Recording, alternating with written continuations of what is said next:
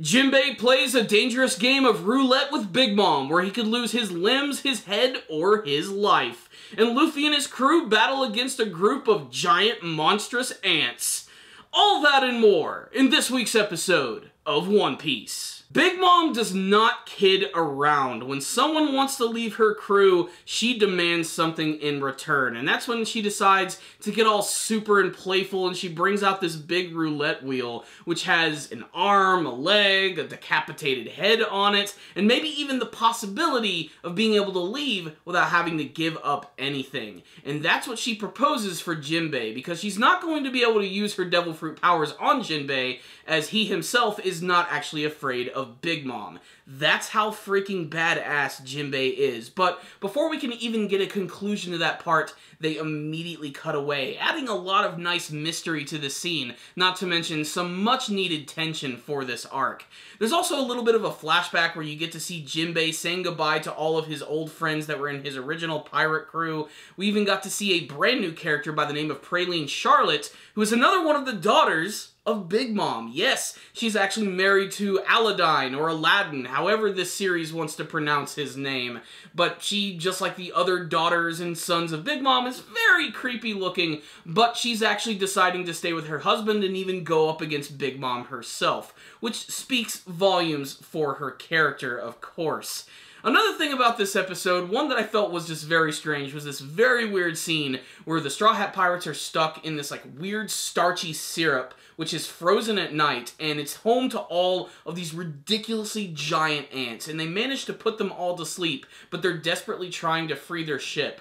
While all of this is going on, we get to learn a little bit more about Pedro, who apparently he used to be a pirate alongside Peckhams and actually came to this island in look of the road Poneglyphs. He announces that while they're here, this is going to be the perfect opportunity to actually get them, and he decides that he's going to get them personally, while Luffy and the others decide to go and get Sanji. But before you can even get invested in that part of the story, the giant ants suddenly wake up, and that means we're going to get a random action scene of Luffy and his friends beating the ever-living shit out of these giant insects. And you know what's really funny about this scene? It's really well animated.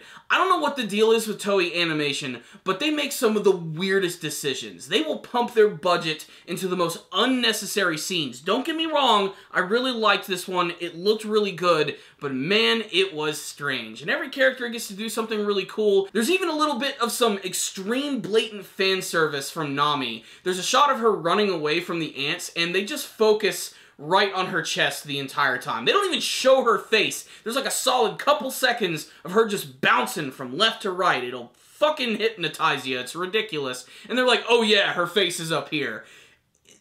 Whatever. The episode comes to an end when Luffy and his crew finally arrive at Whole Cake Island, and as they're arriving, they see someone very familiar on the shore. It is Sanji Vinsmoke himself, but before the two characters can meet and be reunited, we get the classic to be continued screen. So what's the rundown on this week's episode of One Piece? This one was very simple, but a very satisfying episode. It firmly established how incredibly badass Jinbei is, as he's getting ready to basically lose an arm, a leg, or even his own life in order to actually be with Luffy and his crew, and it speaks volumes for how incredibly badass he is overall. And clearly he has the support of his original crew, as they're all okay with him leaving, because Jinbei has just been obsessed with Luffy for the last couple of years, constantly telling stories about him, and frankly, it's about damn time. Jinbei is one of my favorite characters from the series, and finally getting to see him return and stand up to Big Mom is frankly just a satisfying and manly moment. I loved that scene a lot. I also actually appreciated the scene with Luffy and his crew fighting against giant ants. I mean, it's ridiculous, but it's not like it would be the first time in the series we saw them fighting against some weird monsters or giant animals. And it was animated really well. It had some surprising humor to it. There were lots of cute scenes with Carrot, lots of fan service from Nami. I mean, what's not to love about this scene, aside from the fact that it basically is just some really nice filler, but it also did a great job of building up Pedro again, who is a very mysterious character, and we haven't even really looked at the tip of the iceberg in terms of what his backstory is actually going to be bringing to this arc right here. here. It's an exciting time, and this was an exciting episode that was done with a surprising amount of gusto, and that's something that I can appreciate from the animation team, even if they don't always do this in every single episode. And it still wasn't even a perfect one. There were definitely some slower moments, some more than others, and some of the flashback scenes went on a bit long, and some of them were a little tired, like watching Jinbei's crew say goodbye to him for what seemed like 5 minutes.